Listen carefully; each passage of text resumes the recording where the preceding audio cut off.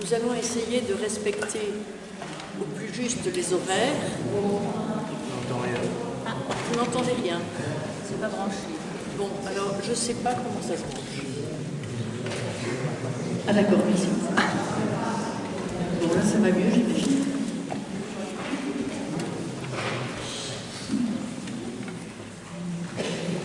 Voilà, je voudrais vous remercier tous d'être venus.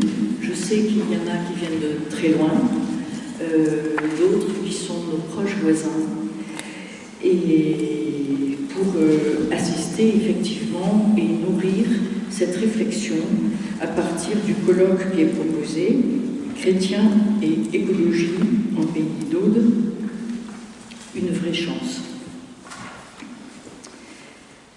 Cette rencontre, nous la devons à...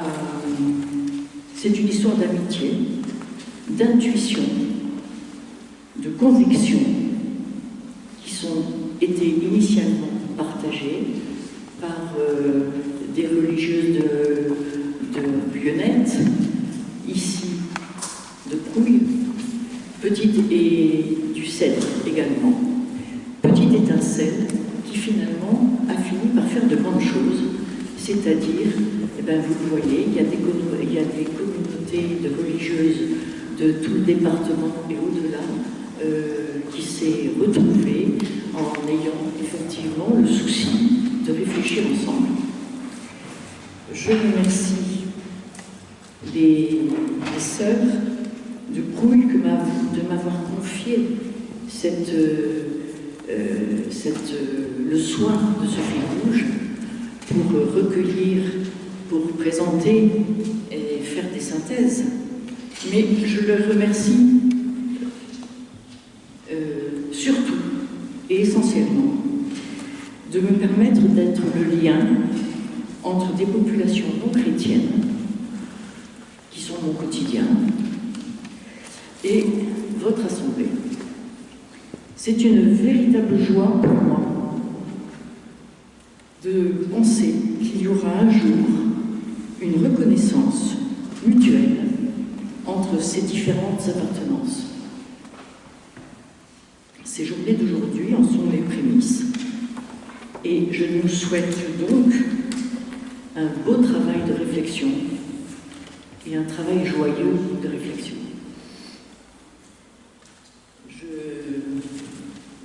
Je suis heureuse, au nom de la communauté, de toutes les communautés ici présentes, de vous accueillir.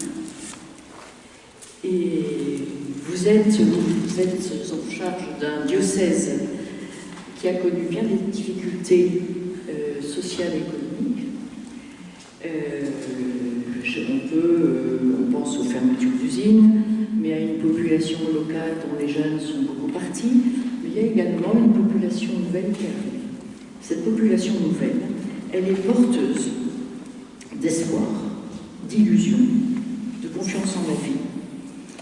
C'est une population à la fois déracinée et avec une furieuse envie de vivre.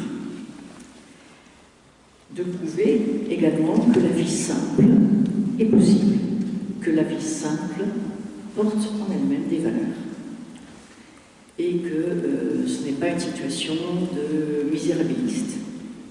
Il y a donc bien des raisons pour que vous soyez parmi nous aujourd'hui. Et je vous laisse tout de suite la parole.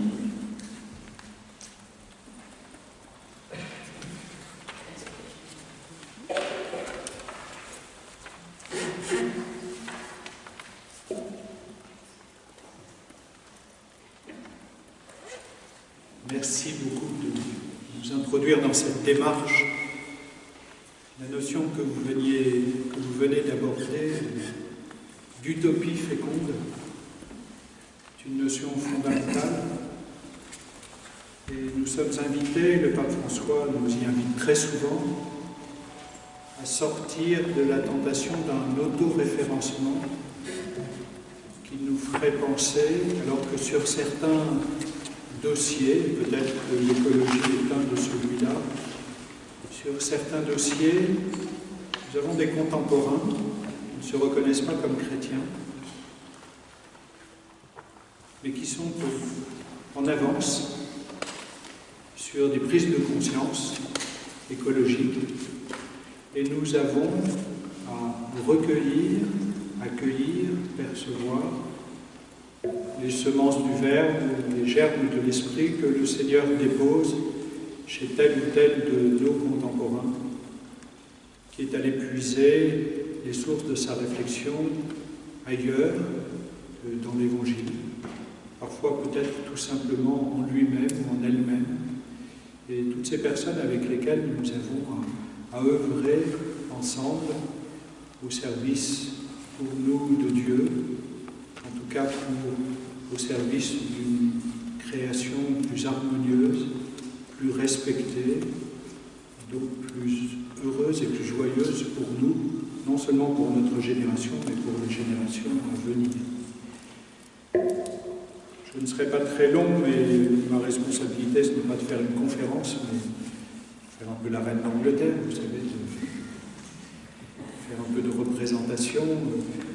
Monseigneur Planet n'était pas disponible, donc il a accepté chaleureusement que je puisse faire signe, comme peut faire signe un ministre dans une église comme la nôtre, et un évêque faire signe au cœur de cette rencontre. Nous pourrions commencer avec cette prière de François d'Assise. Quand on parle d'écologie, comment ne pas faire allusion à François d'Assise? Dieu très haut et glorieux, viens éclairer les ténèbres de mon cœur. Donne-moi une foi droite, une espérance solide et une parfaite charité.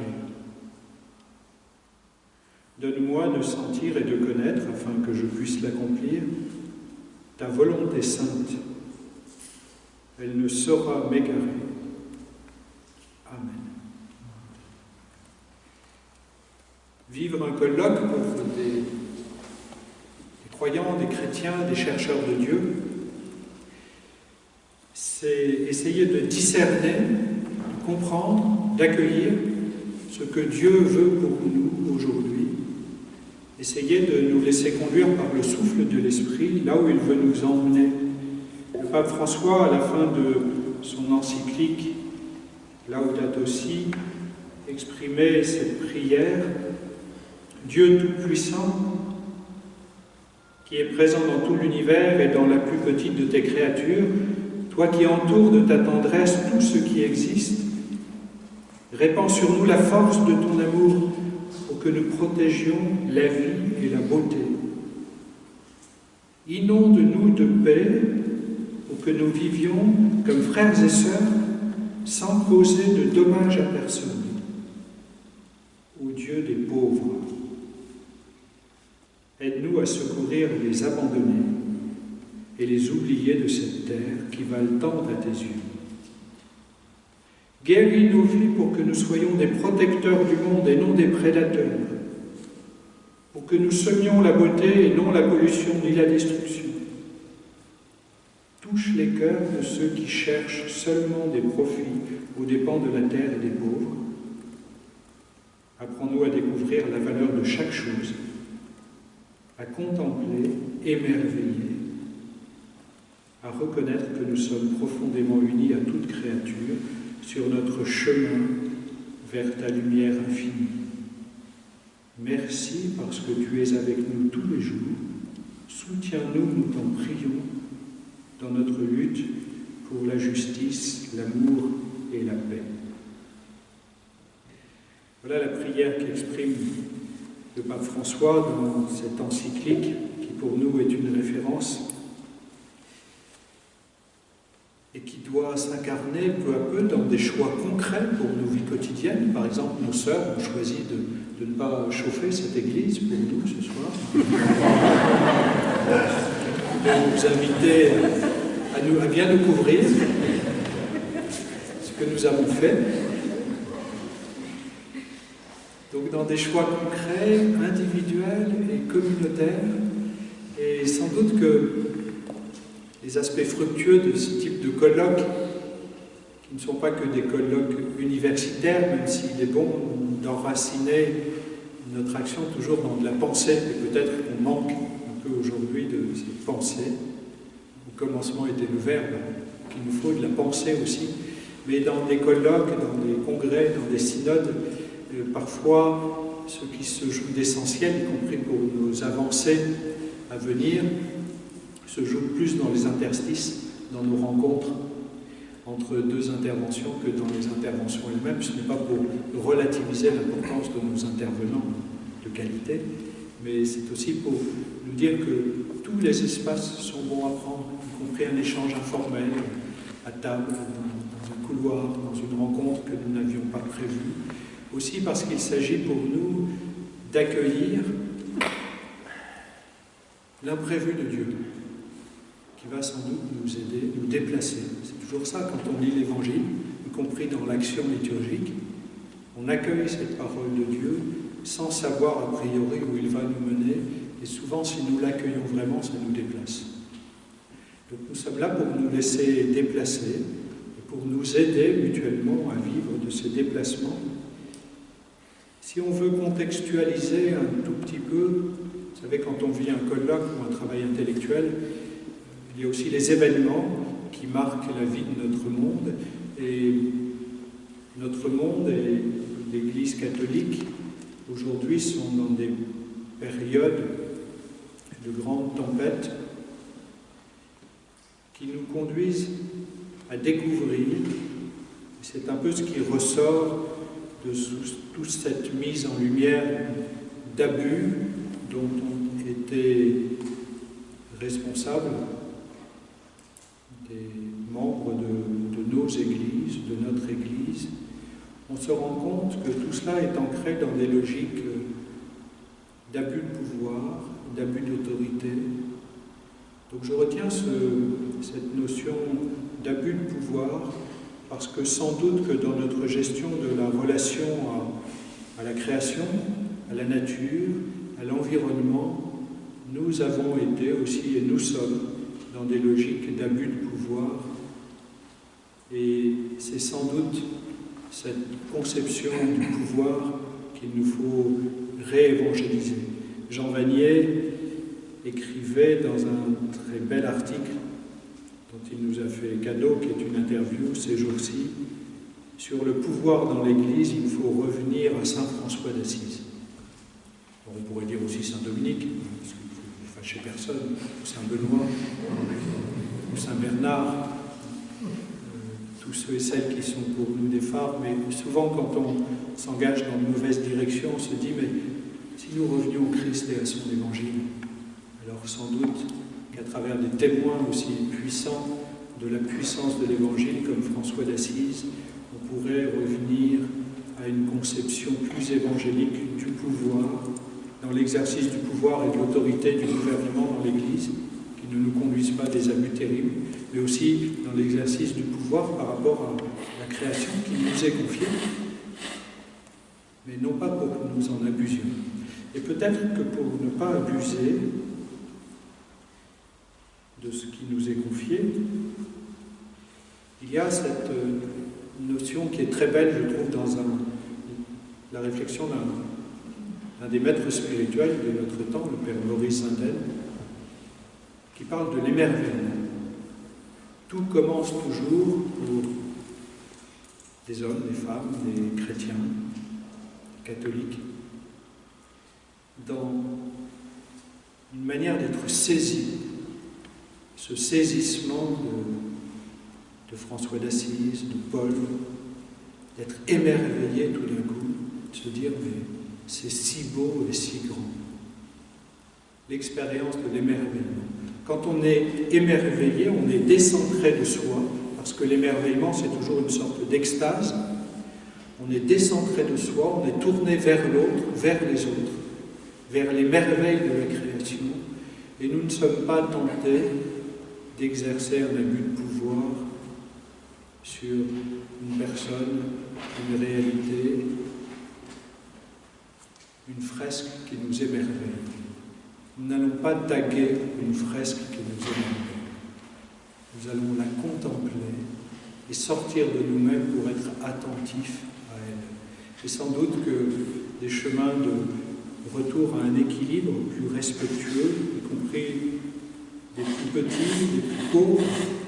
Il y a cette phrase de Christian Bobin qui accompagne son père qui est touché par la maladie d'Alzheimer et qui, face à cette terrible maladie, découvre chez cette personne devenue tellement fragile, qui a perdu tous les attributs habituels, tous les apparats de l'humanité, il découvre une présence pure.